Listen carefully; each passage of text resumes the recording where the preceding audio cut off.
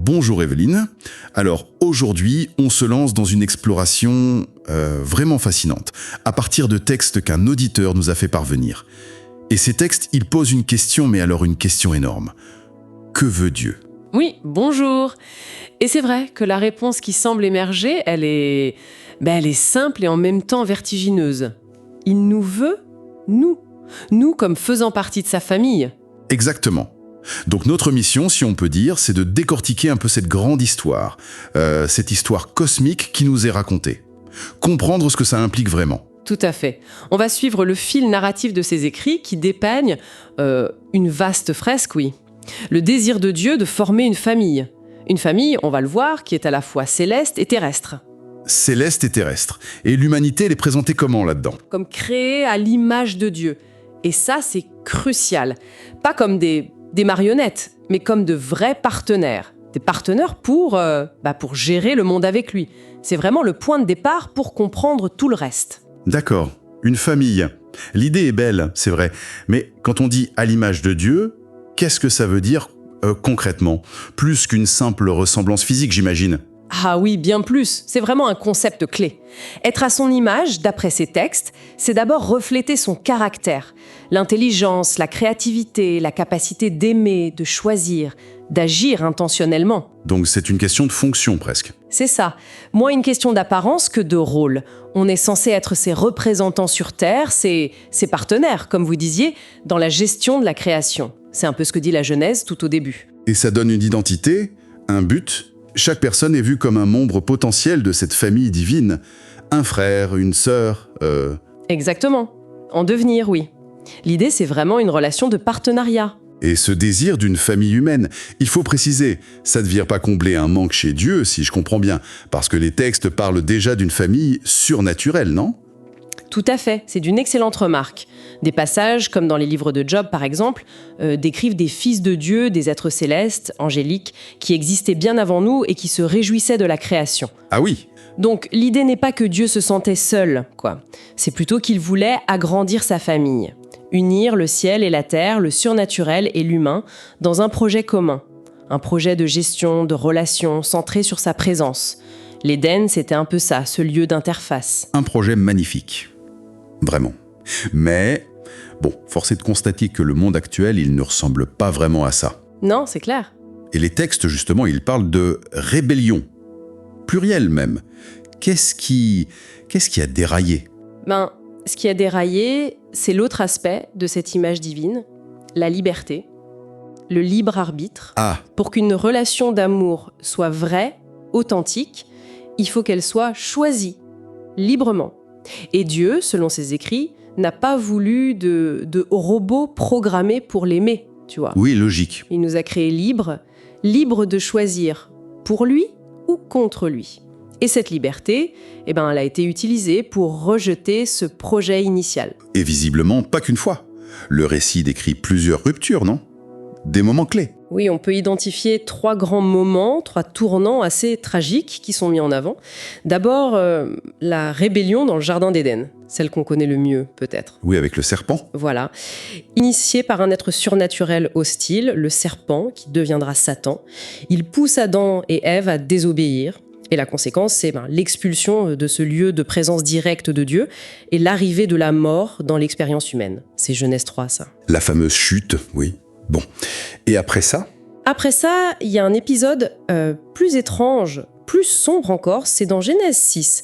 On parle des fils de Dieu. Ah oui, cette histoire. Interprétés ici comme des êtres surnaturels rebelles, qui franchissent les limites entre leur monde et le nôtre, ils s'unissent à des femmes humaines, et ça engendre une corruption, une violence généralisée, tellement que Dieu décide d'une sorte de reset, c'est le déluge. Le déluge. Donc une deuxième vague de rébellion qui implique cette fois directement des êtres célestes. C'est ça montre que le problème n'est pas que du côté humain. Ça a l'air d'empirer en fait.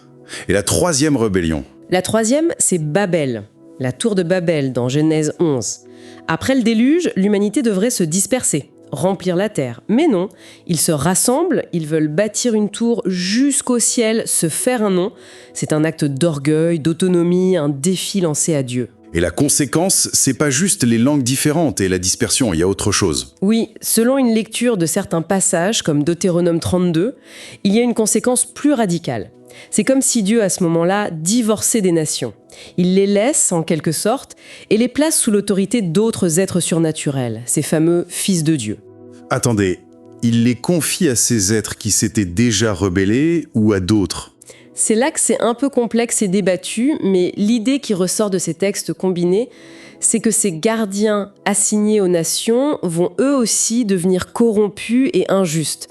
C'est ce que dénonce par exemple le psaume 82.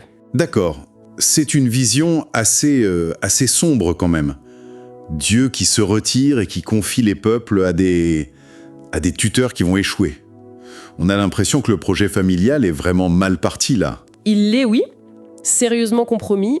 On pourrait croire que c'est la fin de l'histoire, que Dieu baisse les bras. Bah oui. Et pourtant, c'est là que les textes insistent sur la persistance de Dieu. Malgré tout, malgré la trahison, la douleur, la Genèse dit même que Dieu fut attristé dans son cœur. Oui, c'est fort comme expression. Très fort, mais il n'abandonne pas son désir initial, ce projet de famille humaine globale. Au contraire, il lance un plan de sauvetage, un plan à long terme qui va passer par ce qu'on appelle des alliances. Des alliances, c'est-à-dire... Des sortes de pactes, de promesses. C'est ça, des engagements divins. Et ce ne sont pas des plans B improvisés, attention. C'est plutôt la manière dont le plan A, le projet initial, va finalement se réaliser, malgré tous les obstacles. D'accord. Quelles sont ces alliances clés ? Alors, après le déluge, il y a d'abord l'alliance avec Noé, une promesse de ne plus détruire l'humanité par l'eau, de préserver la vie. Et puis, juste après l'épisode de Babel, il y a l'alliance cruciale, celle-là, avec Abraham. Abraham, oui. Dieu choisit cet homme et sa femme Sarah. Il leur promet, contre toute attente, une descendance nombreuse qui deviendra Israël. Israël qui est décrit comme sa portion, son peuple choisi, au milieu de toutes ces nations qui sont sous tutelle, pour ainsi dire. Mais cette alliance avec Abraham, elle n'est pas juste pour Israël, si, c'est là qu'on retrouve l'idée de famille globale. Exactement, vous mettez le doigt sur un point fondamental. Dès le début, avec Abraham, Dieu promet que par sa descendance, toutes les familles de la terre seront bénies. Ah, voilà. C'est la preuve que Dieu n'a pas oublié les autres nations. Il prépare juste le moyen de les ramener un jour dans la bergerie, si on veut. Et plus tard, une autre alliance, avec le roi David, précisera que c'est par un roi éternel, issu de sa lignée, que ce plan de bénédiction universelle s'accomplira. D'accord, donc Dieu tient bon. Il fait des promesses. Mais l'histoire continue, et on sait que l'histoire d'Israël, elle est aussi pleine d'échecs, d'infidélités. Les rois ne sont pas toujours à la hauteur, et le problème de la mort, lui, il est toujours là. Comment ces promesses vont-elles pouvoir se réaliser finalement ? C'est l'impasse. Oui, une impasse qui pointe vers la solution la plus radicale, la plus inattendue peut-être, et qui est vraiment au cœur de ces textes. Dieu lui-même doit intervenir, personnellement, en devenant l'un de nous. Ah, C'est là que Jésus entre en scène. Il est présenté comme celui qui accomplit tout ce qui manquait, tout ce qui était nécessaire. d'accord. Alors, décortiquons ça un peu. Comment Jésus est-il présenté comme la solution à tous ces problèmes accumulés ? Les textes le décrivent comme un concentré de solutions divines, si je puis dire. D'abord, et c'est peut-être le plus incroyable, il est Dieu fait homme, l'incarnation. Dieu fait homme. Oui, l'évangile de Jean le dit très clairement. Au commencement était la parole, et la parole était Dieu. Et la parole a été faite chair. C'est énorme comme affirmation. C'est colossal. Et les sources, elles utilisent le cadre de la Trinité, Père, Fils, Esprit, pour expliquer comment c'est possible. Comment Dieu le Fils peut devenir l'homme Jésus sans cesser d'être Dieu. C'est un mystère profond, mais c'est central. L'Épître aux Hébreux cite même une parole où Christ dit en venant « Tu m'as formé un corps, me voici pour faire ta volonté ». Incroyable. Et ensuite, quel rôle joue-t-il par rapport aux alliances ? Ensuite, il est présenté comme le descendant d'Abraham, celui par qui la promesse de bénédiction pour toutes les nations va enfin pouvoir se réaliser. Il est aussi le descendant de David, ce roi parfaitement fidèle que Dieu attendait. Le roi parfait. Voilà. Il accomplit aussi parfaitement la loi, l'alliance du Sinaï, par son obéissance totale. Il est l'image parfaite de Dieu, ce qu'Adam n'avait pas réussi à être ou à maintenir. Et le problème de la mort. Et surtout, oui, le point crucial, par sa mort et, plus encore, par sa résurrection, un acte de puissance que seul Dieu pouvait accomplir, il triomphe de la mort elle-même. Il inverse la malédiction qui pesait depuis Éden. Sa résurrection, c'est la garantie que la mort n'est plus la fin, que la vie éternelle redevient possible. D'accord. Victoire sur la mort humaine, c'est gigantesque. Mais tout à l'heure, on parlait de ses ennemis surnaturels, ces fils de Dieu rebelles qui régnaient sur les nations. Est-ce que la résurrection de Jésus a un impact sur eux aussi? Ah oui, c'est l'autre dimension, l'aspect guerre cosmique de l'histoire, qui est souvent un peu oublié ou minimisé. Mais oui, la mort et la résurrection de Jésus sont aussi vues comme une défaite stratégique décisive de ces puissances rebelles. Une défaite stratégique? C'est-à-dire, comment ça marche? Il y a un passage assez fascinant dans la première lettre de Paul aux Corinthiens au chapitre 2. Il suggère que ces puissances, qu'il appelle les dirigeants de cet âge, n'ont en fait pas compris le plan caché de Dieu. Ils n'ont rien vu venir. C'est l'idée. En organisant, en poussant à la crucifixion de Jésus qu'ils voyaient sans doute comme une menace pour leur autorité, ils ont en réalité déclenché le mécanisme même de leur propre défaite. C'est un peu comme s'ils étaient tombés dans un piège divin, quoi. Leur action s'est retournée contre eux. À jujitsu divin, comme on disait tout à l'heure. Et la preuve de cette défaite, c'est quoi alors? La preuve éclatante, c'est la résurrection puis l'ascension de Jésus. Juste après être ressuscité, il déclare « Toute autorité m'a été donnée dans le ciel et sur la terre ». C'est dans Matthieu 28. Toute autorité. Oui. Et son ascension, son intronisation à la droite de Dieu, comme le décrit Paul dans l'Épître aux Éphésiens, ça signifie qu'il est désormais souverain sur toutes les puissances, y compris celles qui s'étaient rebellées. Leur autorité sur les nations est brisée. Du moins, légalement. Leur règne illégitime est terminé. Rien se maintient après ça. Comment le plan continue sur Terre? C'est là qu'intervient l'Esprit Saint, c'est ça? Exactement. C'est la suite logique. Le départ physique de Jésus était même nécessaire, dit-il lui-même dans l'évangile de Jean, pour que l'Esprit Saint, qu'il appelle le consolateur ou l'assistant, puisse venir d'une nouvelle manière. Et cet Esprit Saint, c'est quoi son rôle? L'Esprit, c'est la présence active de Dieu avec nous et en nous. C'est l'accomplissement de la nouvelle alliance qui avait été promise par les prophètes comme Jérémie ou Ézéchiel. Une alliance où Dieu disait qu'il mettrait sa loi dans les cœurs, qu'il transformerait les gens de l'intérieur, qu'il habiterait avec son peuple. Et son arrivée, c'est la Pentecôte, racontée dans les Actes des Apôtres. C'est le coup d'envoi de cette nouvelle phase. Oui, la Pentecôte, c'est vraiment le lancement de l'étape dans laquelle on est encore aujourd'hui, selon ces textes. D'un côté, l'Esprit donne aux croyants la force intérieure, la puissance, pour commencer à vivre différemment, en accord avec Dieu, pour surmonter ce que les textes appellent la chair ou la dépravation. Une transformation intérieure. Voilà, et d'un autre côté, l'Esprit lance la grande commission, cet ordre de Jésus, « Allez, faites de toutes les nations des disciples ». Et ça, c'est pas juste recruter des gens. Non, c'est plus profond. C'est vu comme une opération de reconquête spirituelle. Il s'agit de ramener les nations, qui étaient sous la coupe des puissances rebelles, dans la famille de Dieu, sous l'autorité légitime de Jésus. C'est une offensive du royaume de Dieu contre le royaume des ténèbres, si on veut. Et les milliers de convertis à la Pentecôte qui venaient de partout. Exactement. Ils viennent de plein de nations différentes et quand ils rentrent chez eux, ils deviennent comme des agents de cette expansion familiale. Ils infiltrent les territoires ennemis pour y implanter le royaume de Dieu. Une reconquête pour agrandir la famille, c'est une image forte.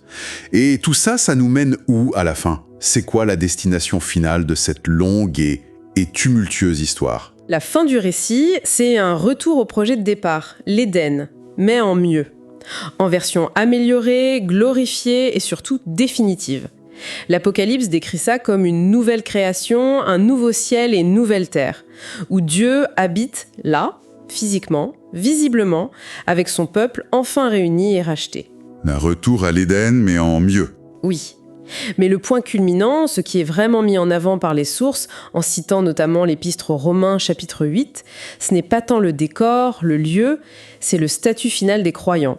Ce que Paul appelle la révélation des fils de Dieu. La révélation des fils de Dieu.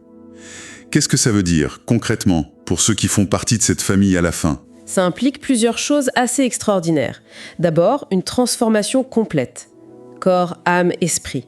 On sera rendu semblable à l'image glorifiée de Jésus lui-même. Une transformation totale. Ensuite, une intégration plane, entière, définitive dans la famille divine. L'Épître aux Hébreux dit même que Jésus n'a pas honte de les appeler frères. C'est très fort. Oui. Et puis, il y a cette idée assez stupéfiante. Ils sont appelés à régner avec Christ, à participer à l'administration, à la gestion de cette nouvelle création. En quelque sorte, ils prennent la place des anges déchus dans ce rôle. Le partenariat qui était prévu au début en Éden se réalise enfin, pleinement, dans une relation qui est décrite comme familiale. Un partenariat familial, pas juste des sujets qui obéissent, mais des partenaires qui règnent avec lui. C'est une perspective assez incroyable, il faut le dire. Oui, et les textes insistent beaucoup là-dessus. C'est une communion, une collaboration, une réalité tellement différente de ce qu'on connaît dans notre monde abîmé qu'un passage célèbre de 1 Corinthiens dit « Ce que l'œil n'a pas vu, ce que l'oreille n'a pas entendu, ce qui n'est pas monté au cœur de l'homme, Dieu l'a préparé pour ceux qui l'aiment. » Ça donne le vertige. C'est une attestation à une destinée qui dépasse notre imagination, oui. Bon, toute cette histoire incroyable, elle débouche donc sur une invitation. Une invitation à entrer dans cette famille. Et les textes, vous le mentionniez, ils insistent sur une distinction qui semble vraiment importante pour bien comprendre comment on entre et comment on vit dans cette histoire. C'est la différence entre croire l'évangile et être un disciple. Pourquoi c'est si crucial de distinguer les deux ? C'est absolument essentiel, oui. Et les sources mettent vraiment en garde contre ce qu'elles appellent le piège de la performance, c'est-à-dire l'idée fausse qu'on pourrait ou qu'on devrait mériter sa place dans la famille de Dieu. D'accord. Alors, commençons par le premier point, croire l'évangile. C'est quoi exactement ? Alors l'évangile, la bonne nouvelle, c'est avant tout un message objectif. Ça concerne ce que Christ a fait, indépendamment de nous. Sa mort pour nos péchés, pour payer notre dette, et sa résurrection pour nous offrir une vie nouvelle, la vie éternelle. C'est ça le cœur de l'évangile. Ce que Christ a fait pour nous. Voilà. Et selon ces textes, c'est le seul moyen d'être réconcilié avec Dieu, de voir notre péché pardonné et d'entrer dans sa famille. Et cette réconciliation, ce salut, il est offert gratuitement. On ne peut pas l'acheter, on ne peut pas le mériter, on le reçoit uniquement par la foi. La foi. C'est ça. C'est-à-dire, La foi, ici, c'est la confiance. Mettre sa confiance dans l'œuvre de Christ, croire que ce qu'il a fait est suffisant pour nous sauver. C'est un don. Croire ce message, faire confiance à Christ, c'est ça qui sauve. C'est ça qui fait entrer dans la famille. Point. d'accord, c'est clair. Le salut est un cadeau reçu par la foi. Et alors, être disciple, ça vient où là-dedans ? Être disciple, suivre Jésus, c'est la suite logique. C'est la réponse de quelqu'un qui a reçu ce cadeau incroyable. Ce n'est pas une condition pour être sauvé, mais c'est la conséquence naturelle d'être sauvé. Hein ? La motivation n'est plus la même. Exactement. La motivation change complètement.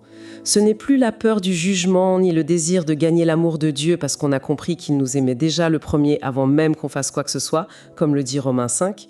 Non, la motivation, c'est la gratitude, c'est l'amour en retour pour celui qui nous a sauvés. Et donc, le disciple, il cherche à faire quoi ? Il cherche, avec l'aide de l'Esprit Saint qui habite en lui maintenant, à ressembler de plus en plus à Jésus, à vivre d'une manière qui honore Dieu, qui reflète son caractère. C'est un chemin de croissance, d'apprentissage. Donc, pour résumer, on entre dans la famille par la foi, seul, gratuitement, et ensuite, par amour et gratitude, on apprend à vivre comme un membre de cette famille. C'est ça être disciple ? C'est tout à fait ça. Et cette distinction est vitale pour éviter soit de tomber dans le légalisme, croire qu'on doit gagner son salut par nos œuvres, soit de tomber dans la passivité, croire que la foi n'a aucune conséquence pratique sur notre vie.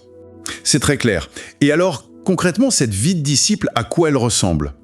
Quels sont les marqueurs, les pratiques décrites dans ces textes ? Elles découlent toutes de ce double commandement que Jésus a donné comme étant le plus important. Aimer Dieu de tout son cœur et aimer son prochain comme soi-même. Et il a ajouté « aimer les autres disciples comme lui nous a aimés ».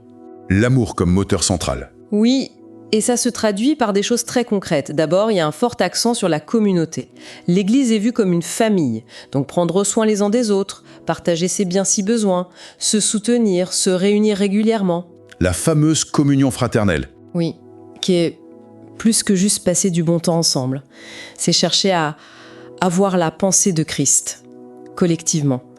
Les textes mentionnent aussi des pratiques comme le baptême et la scène, le repas du Seigneur, comme des actes importants de cette vie communautaire. D'accord. Communauté. Quoi d'autre ? Ensuite, il y a bien sûr la relation personnelle avec Dieu. Ça passe par la prière, parler à Dieu, l'écouter, dépendre de lui. Par l'étude de la Bible pour apprendre à le connaître et à comprendre comment vivre. Souvent, cette étude se fait aussi en communauté pour s'encourager. Il y a aussi l'adoration, qui n'est pas juste chanter, mais c'est toute une vie vécue pour plaire à Dieu, en refusant de se mouler aux valeurs du monde ambiant. Et par rapport à soi-même, à ses propres luttes? Oui, c'est un point important. La vie de disciple, ce n'est pas devenir parfait du jour au lendemain. Donc, il y a la nécessité de lutter contre le péché dans sa propre vie, de mettre de côté le vieil homme, comme dit Paul. Ça implique de confesser ses fautes à Dieu régulièrement, en sachant qu'on est pardonné grâce à Christ, sans chercher à se justifier, mais en étant honnête. C'est un processus continu donc. Tout à fait. Et ça implique aussi, parfois, de faire des choix difficiles, d'accepter que suivre Jésus peut coûter cher, peut même amener à souffrir, à être rejeté par le monde, comme Jésus l'a été lui-même. Les textes en parlent ouvertement. Et enfin, j'imagine, il y a le partage de tout ça. Oui, c'est le dernier point, mais pas le moindre. Faire d'autres disciples. C'est le cœur de la grande commission. Partager la bonne nouvelle qui nous a sauvés, témoigner de ce que Dieu a fait dans notre vie pour inviter d'autres personnes à rejoindre cette aventure, cette famille. Le cycle continue. Quelle aventure en effet. C'est vraiment une histoire incroyable. Ce qui ressort pour moi de tout ce qu'on a dit, c'est vraiment l'image d'un Dieu obstiné, passionnément déterminé à bâtir sa famille, quoi qu'il en coûte, malgré tous les obstacles, toutes les rébellions, toutes les trahisons. Oui, une détermination folle, guidée par l'amour. Et la clé de tout, celui qui rend tout possible, c'est Jésus. Il ne fait pas que réparer la relation brisée, il ouvre une destinée de partenariat avec Dieu qui dépasse tout ce qu'on aurait pu imaginer au départ. Exactement. C'est vraiment ça le cœur du message. Et c'est une histoire qui n'est pas terminée, comme on l'a dit, elle se poursuit aujourd'hui à travers tous ceux qui acceptent cette invitation incroyable par la foi et qui choisissent ensuite de s'engager sur ce chemin du disciple, participant ainsi à l'expansion de cette famille divine partout dans le monde. Ça donne envie de faire partie de l'aventure. Et ça nous laisse peut-être pour conclure avec une dernière pensée, une question à méditer. Ah oui, laquelle? Si tout ce récit biblique insiste autant sur le désir de Dieu d'avoir des partenaires, pas juste des serviteurs, s'il montre une telle persévérance presque têtue face à nos échecs répétés, et s'il a payé un prix aussi extrême en la personne de Jésus pour nous récupérer, pour nous avoir avec lui, qu'est-ce que tout cela nous révèle sur la nature profonde de l'amour divin et surtout sur la valeur immense qu'il accorde non pas à notre perfection, non pas à notre performance, mais à une relation authentique, libre, choisie, réciproque avec chacun de nous. Waouh! Voilà une question qui donne le vertige et qui recentre tout sur l'essentiel. Une excellente note finale pour notre exploration d'aujourd'hui. Merci beaucoup d'avoir partagé toute cette analyse avec nous. C'était passionnant.